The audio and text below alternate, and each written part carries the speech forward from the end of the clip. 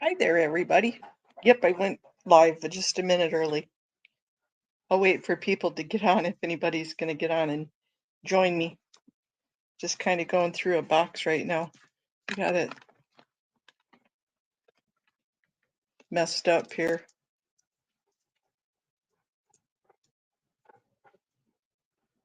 It is a Tuesday evening.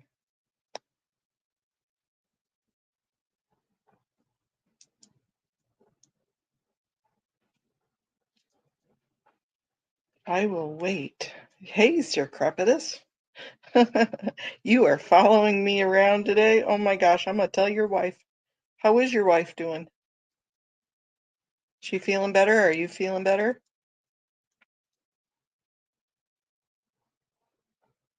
I hope so. Hey, we got a couple more people on. Oh no, goodness sakes. Hey, Rona, how are you doing today? Well, I happen to be on a phone call on a Zoom with some folks today. And we were talking about how I'm so glad that she is 80% better and back to work. You put her back to work? I thought she was retired. You're just a mean old man. You make her work. You're retired. Oh my gosh. I'm glad you're getting better today. Hi, Phyllis. How are you doing today?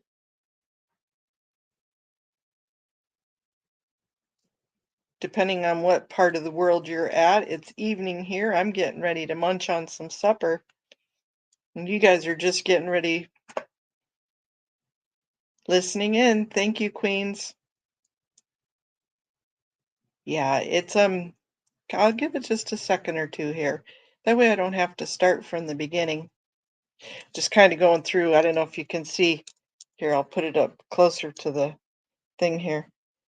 Um, my younger sister. Hey, Clearwater Chad. My younger sister, rest in peace, she passed away a couple of years ago, but she had a developmental disability. She was born with cerebral palsy, and it really limited her walking and how you Dara? And she had a developmental disability to where she was probably about 15, 16 years old, even as a 50-year-old. And she absolutely loved artwork. It was her favorite. She loved to draw and paint and bead. And at one point, she decided that she wanted to make soaps, decorative soaps. So we had a business called Beeswax and Design.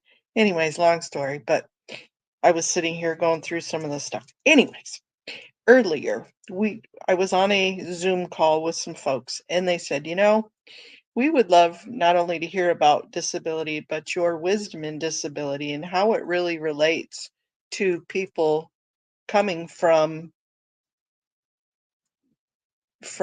a high controlled environment like a cult, like Scientology.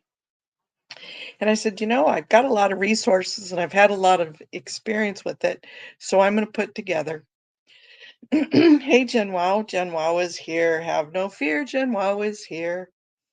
So I put together a little presentation so that way people can use it. And as if they wanted to present it also to their neighborhood councils or city councils, that they could do that also.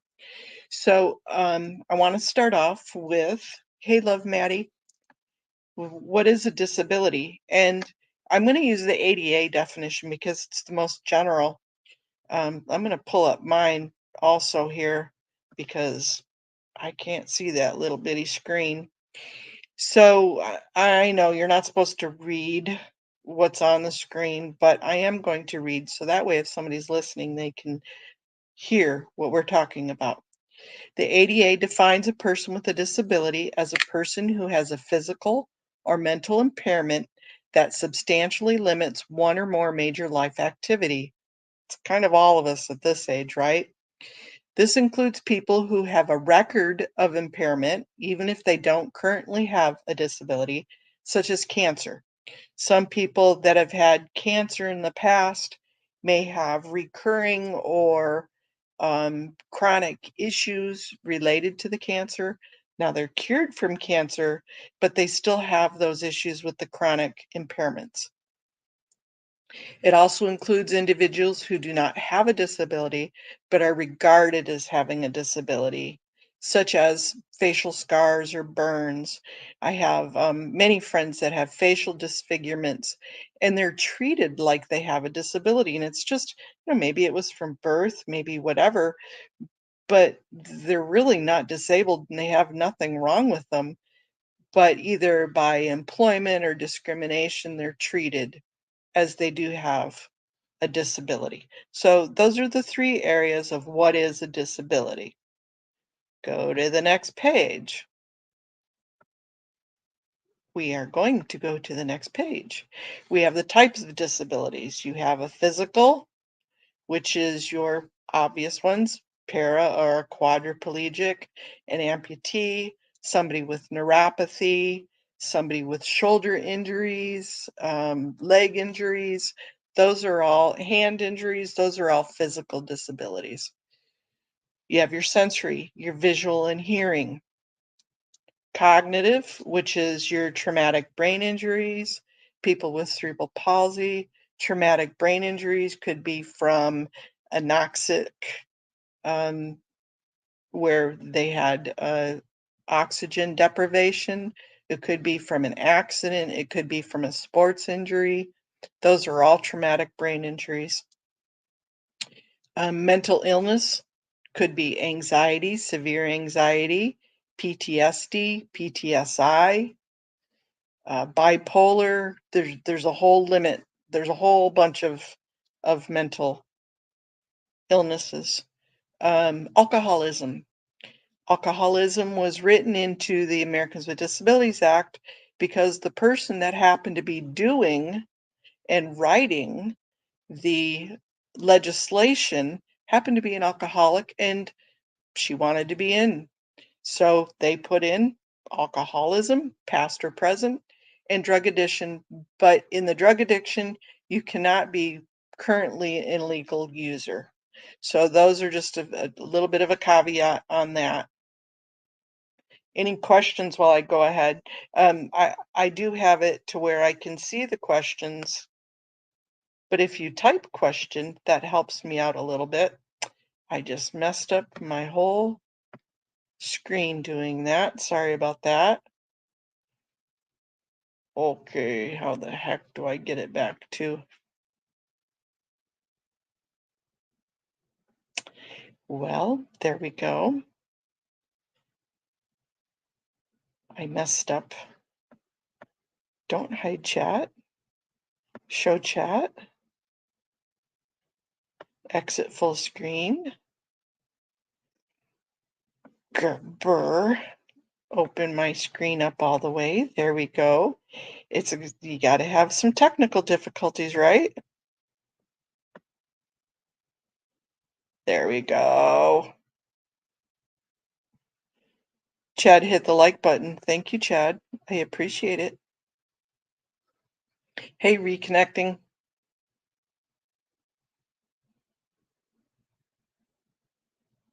Oh, thank you, Sir Crepitus. It's certainly not expected. Thank you very much if you do, though. I do appreciate it. So looking at those different types of disabilities, as I said, if you have any questions, please just chime in. I don't mind whatsoever. Let's look at if you're born or if it's an acquired. All of these things do make a difference, especially when you're looking at different resources. So a person may be born with a disability such as cerebral palsy, a learning disability, autism, FASD, fetal alcohol syndrome. All of that is, of course, you're born with a disability. The disability could have happened after birth. Those are named acquired injuries. And those could be from a traumatic injury, a car injury, a fall, a chemical injury such as drug use or a burn, a chemical burn, or you were accidentally drugged, or a societal or a social injury. Um, those happen a lot from um, being abused. Um, we all know those. If it's if it happens before you're 22, or it starts before you're of the age of 22, that is where it is labeled a developmental disability. And that's pretty much a federal definition. There might be state differences for over 22, but for the most part, they are all 22 or younger.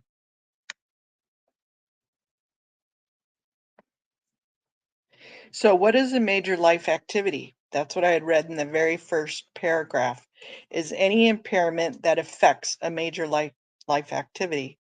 So a major life activity includes, it's not really limited to, but it includes walking, seeing, caring for yourself, learning, thinking, communicating, as well as the operation of bodily functions such as neurological and brain functions. This does include urination, defecation. Those items can be, again, like neuropathy, which of course could affect your walking. Um, so all of those are major life activities. Um, I I think sex was included a few years ago under a Supreme Court ruling. I'd have to look into that, but I think sex was included also as a major life activity, which it should be because, you gotta have a little sex in your life, right? So, what are some resources? And I'm trying to keep this a little bit short, you guys. I don't want to get too extended. So you have independent living centers. I'm going to go through each one of these. Vocational rehabilitation centers, workforce development centers, adaptive recreation organizations, developmental disability centers, the FHA and housing, and then Indian health or Native associations. So an independent living center is a verb, not a noun. It is not a place where you go to live. Independent living centers are federal centers. Every state, way back when, back in 1978 or 79, I believe, there was a gentleman named Ed Roberts from Los Angeles area. And I believe he was a polio survivor that was in an iron lung, and he wanted to go to college. And he had to sue to go to college because he didn't want to live in an institution. He wanted to go to college and get a degree. And so he sued. It went up to the Supreme Court. Supreme Court says you're right. You have the right to live in the community of your choice. There was also an Olmstead Act after that that that worked, but this was the original part of it. So every state had to come up with a plan for independent living, saying that people had the right to live independently versus in an institution. So every state has a state independent living center, state independent living council that provides a plan, and there are independent living centers throughout the state. Where I was from in Alaska, there were 4. California has 28 of them. 7 of them are right in the Los Angeles area. So there's quite a few of them. They're a good resource. By federal guidelines, they must provide information and referral, advocacy, life skills, and peer support. Now, there's a whole bunch of other things that a lot of them include, and it really depends on their own personal plan. Almost all of them are 501c3 nonprofits. So they receive the federal funding, which is divvied throughout each independent living center in each of the states. and they also usually get grants and either private funding, private donations. They do a lot of donation requests. So a lot of them also provide PCA services, personal care attendant services. They provide job help, job creations. They'll provide therapeutic recreation. Don't know what else I have on there, but quite a few different things that they will provide to help people live independently. They'll help you find housing. Information referral, peer support is and advocacy are huge things. Information referral, let's say you have a newly injured arm that's going to affect your independent living skills and your activities, um, or your legs, you become a paraplegic. Now you don't know where to go. They can help you they can provide for you information so that way you know where your local resources are, where your state and federal resources are. And that is federally funded. So as a person with a disability, you can go there. Independent living centers provide advocacy. So when there needs to be legislative changes, when there needs to be advocacy for discrimination, they're there for you. That's what they're paid to do. That's what they will help you do. They can help you get into or help you um, find out where your disability law centers are. Each state has disability law centers. They have ADRCs. ADRCs are the uh, Aging and Disability Resource Centers. Most ILs have an ADRC. In fact, the ones in Los Angeles are now coming together where they have a no wrong door policy for ADRCs. That way people can get help with disability and aging, elderly assistance. Where do you go to find out where your nursing homes are, where your rehabilitation centers are for the elderly, for getting onto Social Security, Medicare, all of that help.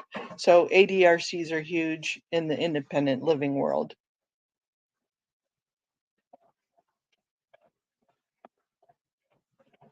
Vocational rehabilitation.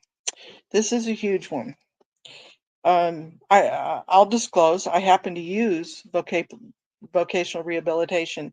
I worked for 14 years. After I moved to Alaska, I was a general manager of an auto body shop. And we were one of the largest auto body shops in the state of Alaska. Well, after my injury, I was not able to go back into doing estimates or running the shop that I really could. So I decided, well, in order for me to get back into a job, even though I was a general manager, I definitely needed a leg up and some assistance. So I went to the Vocational Rehabilitation Center in Alaska. It was called the DVR. In California, it's called the DOR. And what they do is they provide assistance for you to either gain employment or regain employment. They're quite the help. Excuse me while I take a drink. I took the description from the California Vocational Rehabilitation, and these are all the things. Now, nope, it's definitely a help. I know for me personally, I went in with a plan. I was a general manager. I wanted to go back to being a general manager. I wanted to get my business degree so that way I was on the same footing as other people looking for positions. So they put me through as a bachelor degree. Excuse me, as I said.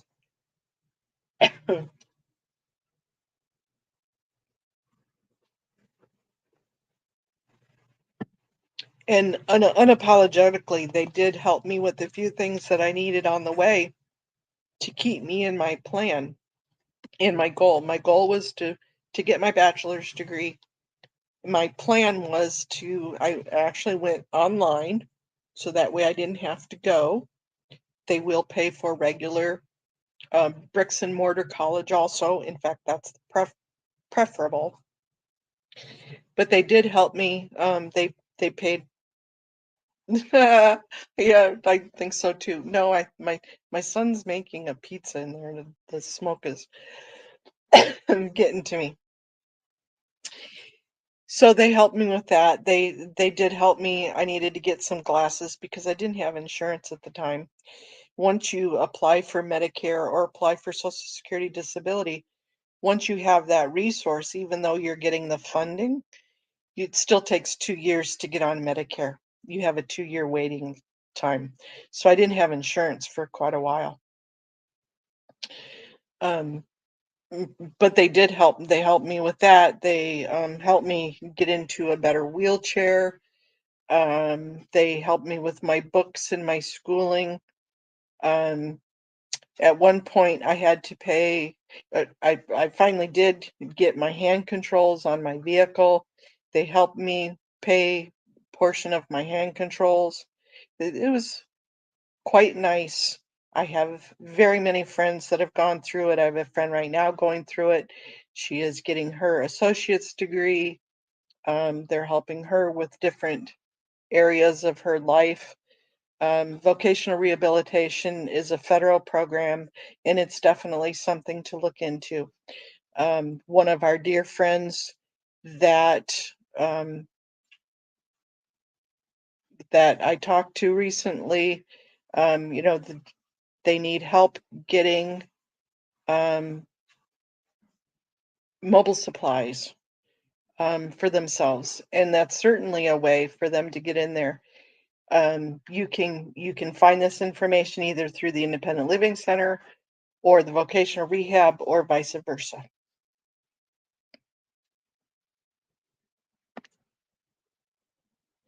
One thing I did want to emphasize is that independent living centers and vocational rehabilitation centers, they don't get credit on the people that they deny service. Their stats, their federal stats, are based on who they help and how many people they help and how many success stories they have. So don't think you're being a burden whatsoever. Definitely. Here, I'll just put it over here. Thanks, dear. Sorry, guys, my pizza was delivered. So it's actually helping them. So there's nothing wrong with it. And when you need assistance to gain employment or regain employment, there's nothing wrong with that. Nothing wrong whatsoever. Workforce development centers. The old, for us old folks, used to be the unemployment centers. And they redesigned them so that way they accepted workforce investment dollars. I do have a great son, thank you. So the workforce investment dollars, they redesigned it to where they're like a one-stop shop. They're the development centers have your Social Security, they have housing, they have emergency funding. All of that is incorporated into the workforce development centers. They do have emergency funding for folks that are coming out of abusive situations, folks that are coming out of church, folks that are coming out of domestic violence situations, out of prison. So take that as and your IL centers can help guide you to the workforce development centers. Adaptive recreation. Adaptive recreation, you think, "Oh my gosh, that doesn't have anything to do with it." Yeah, it does. Adaptive recreation, whether you are looking at adaptive sports. Now, adaptive sports just doesn't mean a person in a wheelchair that's playing hockey or murder ball or skiing with a sled.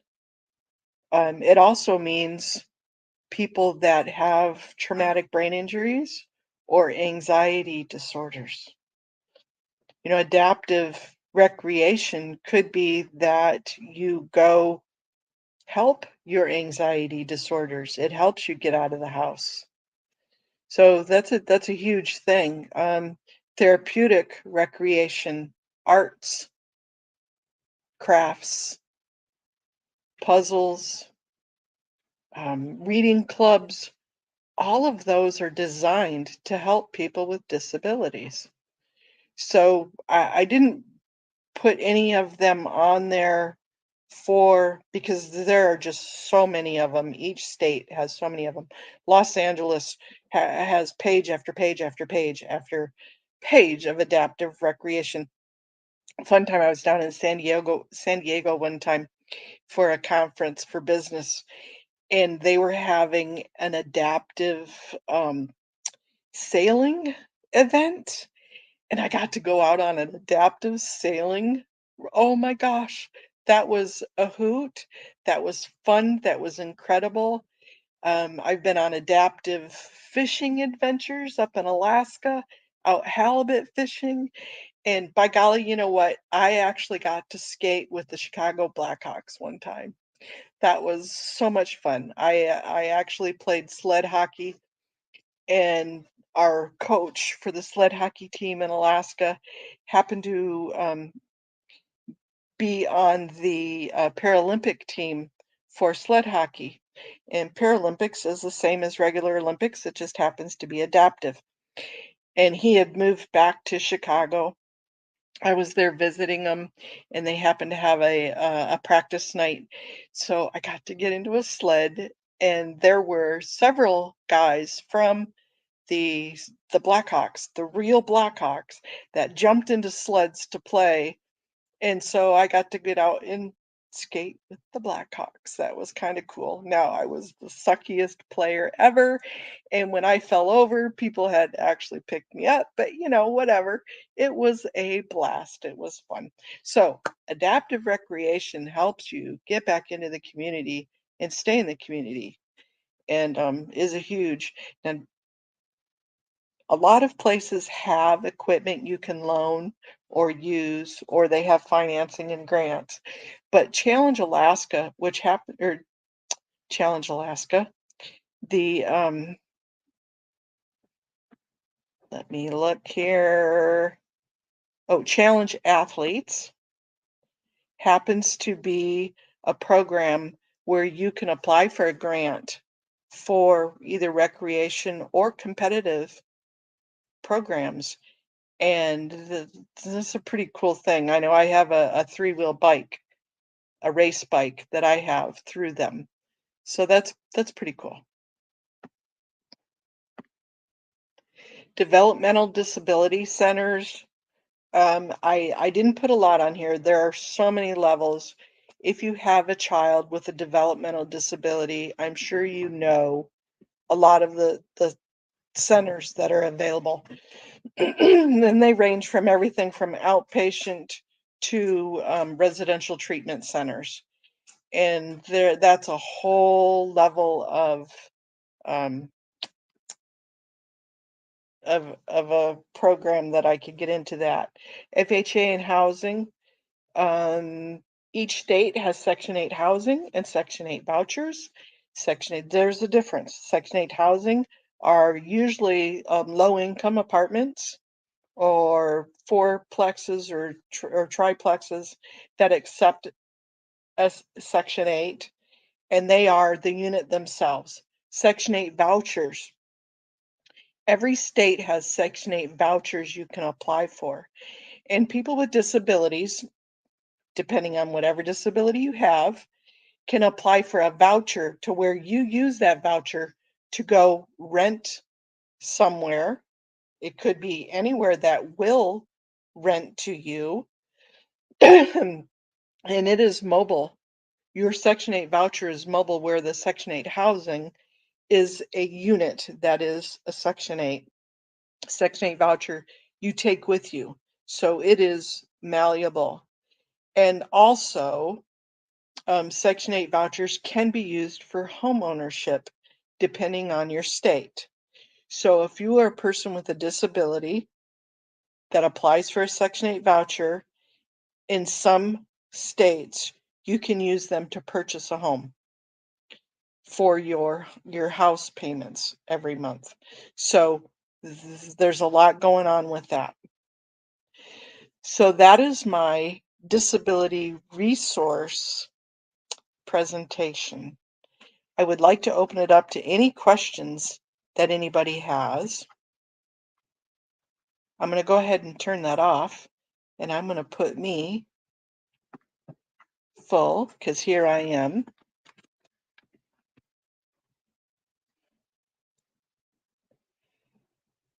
Now, how does this relate to people with disabilities? I'm going to relate it to Scientology a little bit. I'm going to generalize here. Do you know that almost all ex-Scientologists have a disability? If you really want to get technical about it, you do have people that have the physical disabilities, but there are so many people that come out of Scientology or high control groups that have anxiety disorders, PTSD, PTSI, uh, abuse, developmental disabilities, developmental. I know retardation is a bad word, but that's really what it's called. Thank you, Sir Crepitus. I appreciate that. So we are 32 minutes in, and I wanted to keep this small so that way people can crop it. As I said, people wanted to use it for the neighborhood councils for some resources. And if you have any questions, don't hesitate to put them on the replay or give me an email. I appreciate the questions, and I will answer you. So thank you so much. I'm going to go ahead and end the stream. Thank you, Cinderelli, and thank you, Sir Crepitus, for being my mods today. All right, with that, thank you and have a great evening.